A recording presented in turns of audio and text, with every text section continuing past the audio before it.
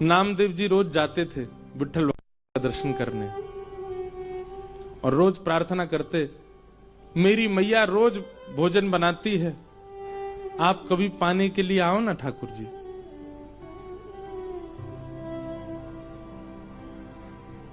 रोज नामदेव जी की एक ही प्रार्थना सुन के ठाकुर जी बोले, हे नामा, अब तू कहता रोज मेरे घर प्रसाद पाने आओ, यहां दर्शन कौन देगा फिर? एक काम हो सकता है। बोले क्या?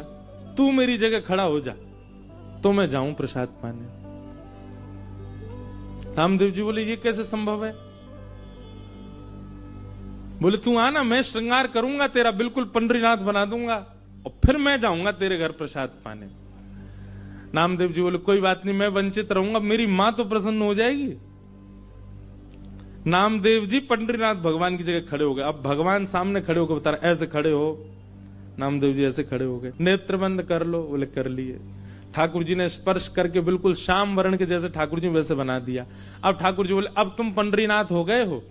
बोले जी।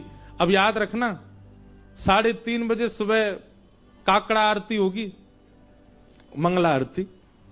और काकड़ा आरती में ये पुजारी लोग बिल्कुल विचार नहीं करेंगे, ठंडे जल से नवाएंगे, ठिठरना नहीं। उसके बाद तुमको दूध से नवाएंगे, ठिठरना नहीं। नामदेव जी बोले, मुझे नहीं बनना पंडरीनाथ। बोले, नहीं, अब तो तू खड़ा ही रहे यहीं पे, अब तेरे को भी तो पता चले मुझे क्या अनुभव होता है। और काकड़ा आरती में नियम होता है कि ठाकुर जी श्री पंडरीनाथ भगवान के मुंह पे मक्खन ऐसे रख देते हैं, मक्खन ऐसे चिपका देते हैं पूरा, और फिर उसके बाद आरती करते हैं ठाकुर जी की। कभी जाओ पंढरपुर दर्शन करना मंगला का, काकड़ा आरती बहुत सुंदर होती है। तो ऐसे मक्खन रख देंगे, मन तो होगा तेरा खाने का, पर चाटना नहीं। अगर नेक भी मक्खन खत्म हुआ तो पुजारी बहुत मारेंगे। मैं कुछ नहीं करता, मैं केवल चुपचाप खड़ा रहता हूं। उसके बाद तुम्हारा श्रृंगार होगा, और श्रृंगार के बाद फिर द्वार खोल दिए जाएंगे, सब भक्त आके चरणों में प्रणाम करेंगे, और कुछ भी मांगे देना नहीं, सुन लेना। विधि का विधान, कर्म का विधान सब उनको योग्यता दे देगा। तुम सब पर दया करके कुछ भी मत दे देना, नहीं तो लोग कुछ भी मांग लेंगे। अब खड़े रहूं, मैं जा रहा हूं। और अर्धरात्रि में श्री पंडरीनाथ भगवान नामदेव जी के घर गए। द्वार जाकर के खोलो। जैसे ही द्वार खोला माने, आहा, जैसे ही द्वार पर पंडरीनाथ भगवान को देखा, नामदेव जी की माता जी तो आनंदित हो गई, चरणों में गिर पड़ी। ठाकुर जी बोले, मैया जल्दी पवाओ, भूख लगी मुझे। ये पुजारी लोग एक ही चीज खवा, पूरन पोली खवाते रहते हैं मुझको रोज, मेरा मन भर गया, अब कुछ और पवाओ। नामदेव जी की माता जी ने सुंदर प्रसाद। नामा कहां चला गया, अभी तक आया नहीं, इतनी देर का गया है। ठाकुर जी बोले, अभी मिलवाने ले चलूंगा नामदेव से, उससे पहले प्रसाद पा लो। ठाकुर जी ने प्रसाद पाया। प्रसाद पा करके महाराज मैया से बोले, कारी सौल लेके आओ, एक कारी कमली लेके आओ। मैया बोली, क्यों? बोले, कोई पहचान जाएगा, मुझे ढक के चलूंगा। और एक कारी सौल ठाकुर जी ने ऐसे सिर के ऊपर के ओढ़ी, केवल नेत्र दिख रहे हैं, बाकी पूरे ठाकुर जी ढक गए। और मैया से बोले, चलो मेरे संग। कहां?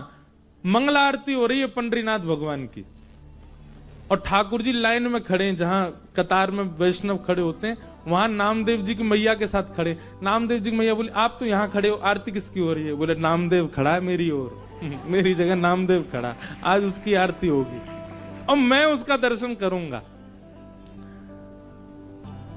जैसे ही भीतर पहुंचे, श्री नामदेव जी की आरती चल रही है, पंडरीनाथ बन के खड़े हैं, और दूर दर्शनार्थियों में खड़े श्री पंडरीनाथ जी बलैया ले रहे हैं। आहा, मेरा नामा कितना प्यारा लग रहा है, कितना सुंदर लग रहा है मेरा नाम। जैसे ही ठाकुर जी पहुंचे गर्भगृह में, तो नामदेव जी ने नेत्र खोल के ठाकुर जी को देखा। अब नामदेव जी घबराए, बोले, ये कहीं मुझे प्रणाम ना कर लें। ठाकुर जी बोले, आज तो नामा रोक नहीं पाएगा। और तुरंत ठाकुर जी ऐसे सिर झुका के वंदन, नामदेव जी के नेत्र सजल हो गए। ठाकुर जी बोले, रोइयो मत, पुजारी देख लेंगे, ठाकुर के आंसू आ रहे हैं। आहा, आज भी पंढरपुर में 365 दिन में एक दिन आता है, उस दिन आज भी यही भाव रखा जाता है कि श्री पंडरीनाथ भगवान नहीं, आज नामदेव जी खड़े हैं। और उस दिन जितने वैष्णव दर्शनार्थी आते हैं सबको प्रणाम करते हैं। क्यों? बोले इन वैष्णवों में कहीं ना कहीं पंडरीनाथ आए होंगे दर्शन करने के।